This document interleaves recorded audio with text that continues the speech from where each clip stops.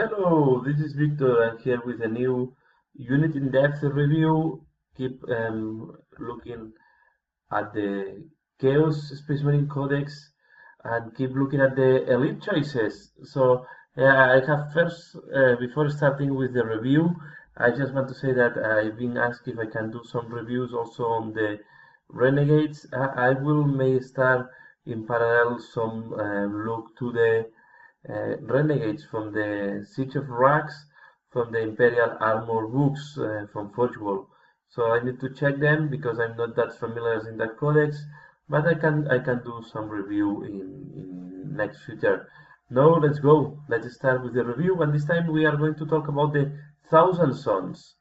Thousand Sons are the cult unit from the French, and we see here that it's costing 150 points for 4,000 sons and one aspiring champion. So this is quite expensive. And then let's just jump to the cost of an additional 1,000 son is 23 points per model.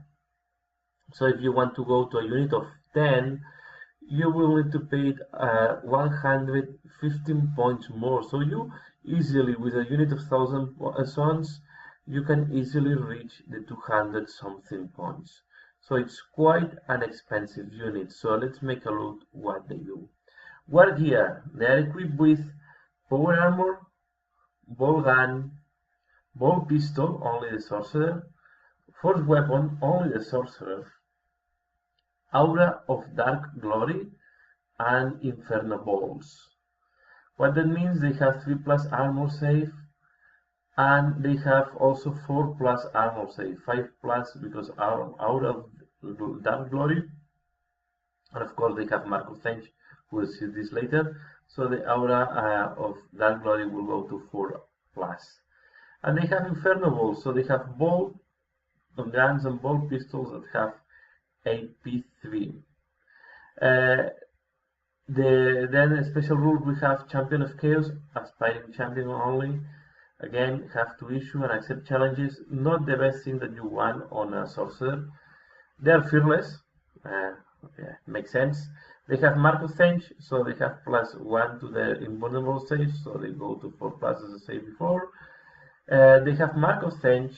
As I say, they are the Seeker, or the aspiring sorcerer is Seeker Mastery level 1, and because have Mark of Fench, he has to take at least 1 power from Fench. So that means that it's level 1, he only can use powers of Fench. Mainly is shooting, except the mutation of chaos that you can get it.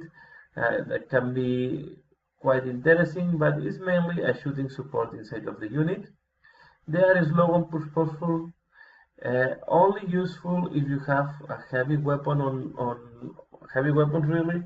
And I don't think, let me check. I'm checking on the book they have here with me, but I don't think there is any of the powers that is heavy. No, so it's not giving a real benefit because the powers from French are all assault and shooting of different types. So not really a good benefit from that. And they are veterans of the long war.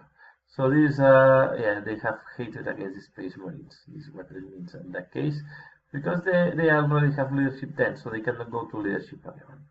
As I said, options, you can take up to 15,000 sons for 23 points. I don't think you want to add 15 more thousand sons. Just adding 10 more is 230 points, so it's too much. I think you want to keep this unit at quite small sizes. Most likely you will keep the unit in the original size because I think it's what is making maybe the most efficient. You can put give mutation on the aspiring sorcerer for 10 points. I don't think you will do that. Also can take melta bombs. Again, I'm doubting that you want to go in close combat with that guy. Maybe you want to take it just in case you get engaged in close combat by mistake. Take into account that the rest of the unit doesn't have grenades, so the unit don't have any grenades of any kind. One model in the unit might take the Icon of Flame, and the icon of flame give them soul blaze, and the unit can go on a dedicated transport. So yeah, this is one unit that is, these units are very tricky to play with. First of all, you pay a lot of points because they have the vulnerable save 4+. But to be fair, if you play with good terrain, the vulnerable save 4+ is the same as the ruins. So you will find that a lot of units in your opponent have this for free just because they are inside of the ruins. Then the sorcerer has to take Mark of Stench, which means Powers of Stench. It's not the most amazing powers that you can find out there. And yeah, the best thing is the weapons that have AP3. These are really anti-marine weapons. But you have to be careful because if the marines are in cover or something like that, then the efficiency of the weapons will decrease. So first of all, this is really a tactical shooting unit that you want to keep at the range between 24 to 10 inches. You want to avoid the assault. They are not specialized in assault. They are not good in assault. Although you have the sorcerer with the power weapon, and you can choose the fourth weapon, and you can choose which fourth weapon you want. They are not really a unit that you want to have in the assault, unless you go against very soft units. I will say that they will be resilient in assault because this 4+ invulnerable save will make them quite resilient against power weapons. They will always have, they will, stop 50% of attacks. One option that can be interesting because you have the force weapon, means that you have the force power, is to launch them against a beast, against a monster, and use the force weapons to kill the monster in one attack. If the monster is not a character, take into account, because if the monster is a character, you are forced to accept and issue challenges. If the monster is not a character, you can use them to, in close combat, try to eliminate monsters, try to eliminate guys with multiple wounds, because the sorcerer will do the work, and you will have a good protection with the 4+ invulnerable save. You will have 4 wounds before they reach the aspiring sorcerer. The other option is just as a midfield shooting. So this is a unit that really wants to be in close distances. With the AP3, they can be quite good, and also and also with the sorcerer using the secret powers. I guess you would like to use this is one unit that can go in Rhino. The Rhino is not penalizing them a lot. They can get closer, and this will protect them. Because the big problem is this unit is super expensive. You pay 150 points for 5 marines.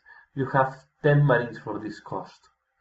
Yeah, you have the invulnerable save, but to be fair, they are not specialized in close combat. They don't have punch in close combat. They can be very resilient, but they don't have punch, unless you want to kill a special character with your sorcerer.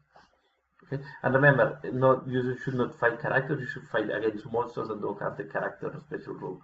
If not, you will be forced to go into challenge, and all your bodyguard will be useless. Okay, so this is the most important point. It's a unit that is very difficult to play with because they will die as any Space Marines. If you are being under fire, that is AP 4 or worse, you don't get any benefit of what you're paying for. You will not get benefit because you will be like a normal Space Marines. The invulnerable save is not adding anything on top of the normal armor unless you are being shot by heavy weapons that have a low AP, or special weapons with low AP. So what I mean here is you have to be careful. They are very vulnerable to mass shooting. They are very vulnerable to ores. They are very vulnerable to any unit that is very cheap and can dispense a lot of attacks. On the other side, they can be good against units like monsters, thanks to the force weapon, and they are good shooting Space Marines, because normally you will be able to disseminate or to do quite good damage on Space Marines thanks to the AP3, and if you want to reinforce that with some psychic power from the Psyker. So overall, is a unit that is difficult to play. And in the type of game that we are today, where the elite units are not getting big benefits against very cheap units, take into account that for 150 points you can have 30 Imperial Guard, 30. So normally this type of build-ups with garbage units at very cheap costs are winning over the very expensive and elite units.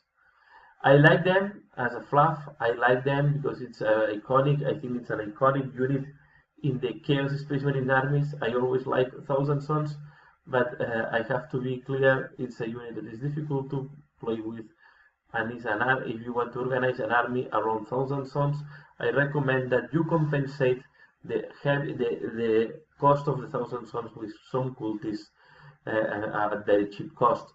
In that way, you will have some mass. The big risk of playing with the units that are highly elite is that you can be very thin in numbers.